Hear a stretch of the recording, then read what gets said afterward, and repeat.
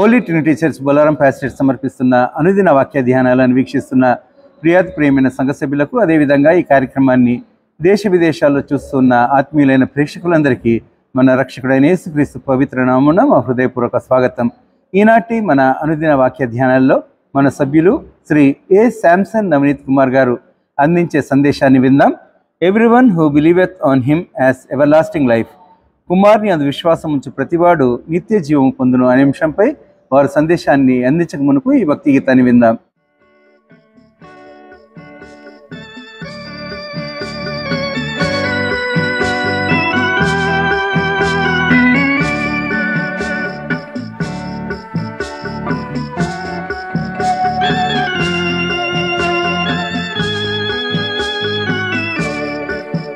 నీ వెలుగును కనుగొని మామదిన్ నిన్ను స్మరించెదము మా ప్రభు. నీ వెలుగును కనుగొని మామదిన్ నిన్ను స్మరించెదము మా ప్రభు.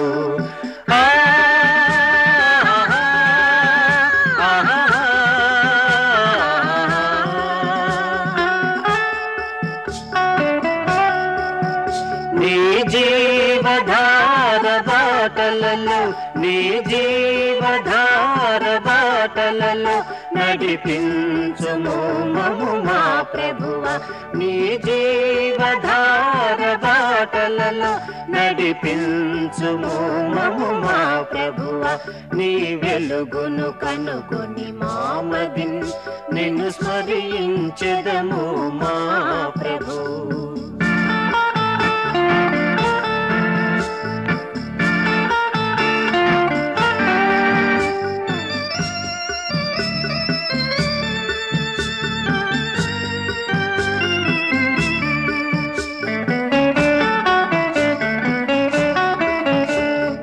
జగతికి పునాది నీవే, కడు బాధలు తీర్చెదవీవే. ఈ జగతికి పునాది నీవే, కడు బాధలు తీర్చెదవీవే. కారడవులలో జీవించినన్ బదలదు మముని కరము. కారడవులలో జీవించినన్ బదలదు మముని కరము. నీ వెలుగును కనుగొని మామదిన్ నిన్ను స్మరించెదము మా ప్రభు.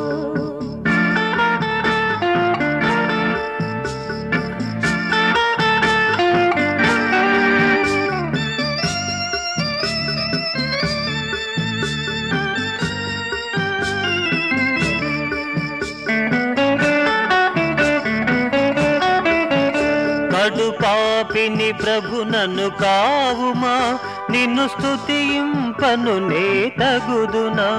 కడు పాపిని ప్రభు నన్ను కావుమా, నిన్ను స్తుతింపను నే తగుదునా.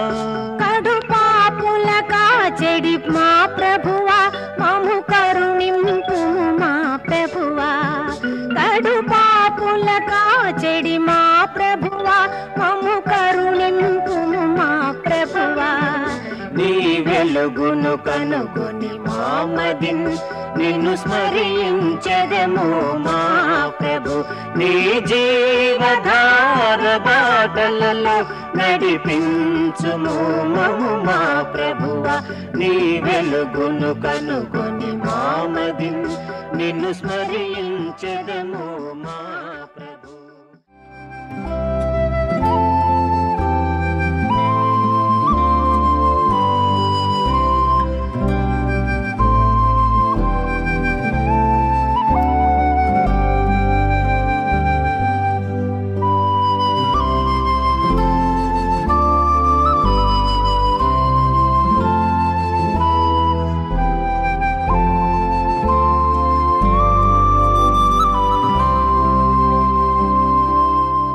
Praise the lord. ఈ ప్రాతకాల సమయంలో దేవుని వాక్యం మనము ధ్యానించుటకు ఇచ్చిన వాక్యము యోహాను సువార్త 6వ అధ్యాయము 40వ వచనం. కుమారుని చూచి ఆయన యందు విశ్వాసం ఉంచు ప్రతివాడును నిత్యజీవం పొందుటయే నా తండ్రి చిత్తము. అంత్యదినమున నేను వాని లేపుదును. చిన్న ప్రార్థన చేసుకుందాం. పరిశుద్ధాన్ని పాదం కనుక వందం స్తోత్రం తెలియపరచుకుంటాను తండ్రి. ఈ ప్రాతకాల సమయం ప్రభువా నీ వాక్యం ధ్యానించుండగా నీ సెలవు చాటును నీ దాసుని నన్ను మరుగుపరుచుకొని ఈ వాక్యం ఒకే ప్రభువా ప్రతి ఒక్క వాక్యముకు అది మాకు అర్థమయ్యేలాగా ప్రభువా మమ్మల్ని దీవించి ఆశించమని యేసుక్రీస్తు సత్యవచనంలో ప్రార్థించి వేడుకుంటాను తండ్రి. ఆమేన్. ఇక్కడ మనం చూసినట్టే యేసుక్రీస్తు ప్రభు ఏమంటున్నాడంటే, కుమారుని చూచి ఆయన అందు విశ్వాసం ఉంచి ప్రతివాడును, ఎవ్రీబడి అనమాట, ప్రతి వాడును నిత్య జీవము పొందుటకే నా తండ్రి చిత్తం, అది దేవుని చిత్తమై ఉన్నది. ముందుగా దేవుని చిత్తం ఏమిదో మనము తెలుసుకోవాలండి. మన జీవితాల లోపల ఎన్నో ఇక్కట్లు, ఎన్నో ఇబ్బందులు, ఎన్నో శ్రమలు కలుగుతూ ఉంటాయి.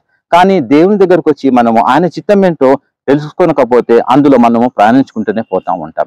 అయితే ఇక్కడ దేవుని చిత్తం ఏమైందంటే యేసుక్రీస్తు అన్నమాట, ఆయన అందు విశ్వాసం ఉంచి నిత్య జీవం పొందటమే దేవుని చిత్తం. అసలు మొదలైన పాయింట్ బైబిల్ లోపల ఉన్నది ఇదే అన్నమాట.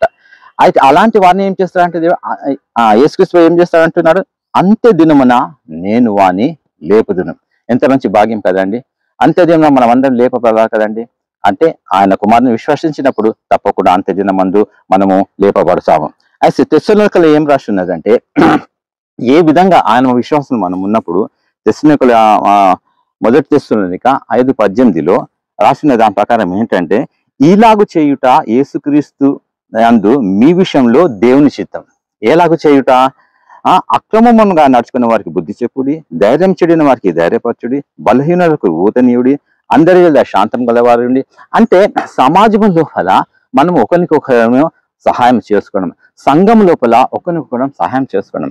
సంఘం అభివృద్ధి ఎలా పడుతుందండి, మనము సహోదరులు మనం అందరం ఏకత్వం కలిగి ప్రార్థించినప్పుడు, ఆలయంలో ఒకసారి కూర్చొని ఒక చోట స్తుతించినప్పుడు, ఆరాధించినప్పుడు ఆయనకి దేవునికి ఘనత మహిమ మనం చెల్లిస్తూ ఉంటాం. అంటే ఎడతెగ్గక మనం ఏం చూస్తుండాలండి, ప్రార్థన అనేది చేస్తూ ఉండి మనందరి జీవితాల లోపల దేవుని చిత్తం తెలుసుకోవాలంటే ముందుగా మనం ఎడతెగక ప్రార్థన చేస్తూ ఉండాలి. విసుగు చెందక ప్రార్థన చేస్తూ ఉండాలి. హృదయపూర్వకంగా ప్రార్థన చేస్తూ ఉండాలి. కాల సమయంలో చూసి సాయంకాల ప్రార్థన, తెల్లవారుజామున ప్రార్థన, మొదటి జామున ప్రార్థన, ఒకే విధంగా మన జీవితం ఉండకూడదండి. ఎందుకంటే దేవుడు మన ఆత్మలను, మన హృదయాలని పరిశోధిస్తాడండి. కాబట్టి మనము ఒకవేళ నటన చేస్తే ఆయనకు తెలిసిపోతుంది. మన హృదయంలో ఏమున్నదో ప్రతి ఒక్కటి ఆయనకు పరిశుద్ధాత్మ తెలిసిపోతుంది. కాబట్టి దేవునిలో మనం ఉన్నప్పుడు ఇలాగ చేయుట యేసుక్రీస్తునందు మీ విషయంలో దేవుని చిత్తం. ఆత్మను ఆర్పకూడదు. ఎందుకంటే ఆయన చిత్తం ఏముందంటే పరిశుద్ధాత్మ ఒక అభిషేకం మన మీద వచ్చినప్పుడు మనము ఆత్మను ఆర్పకూడదు. సంతోషంగా, సమాధానముగా మనకు ముందు సాగుతూనే ఉండాలి.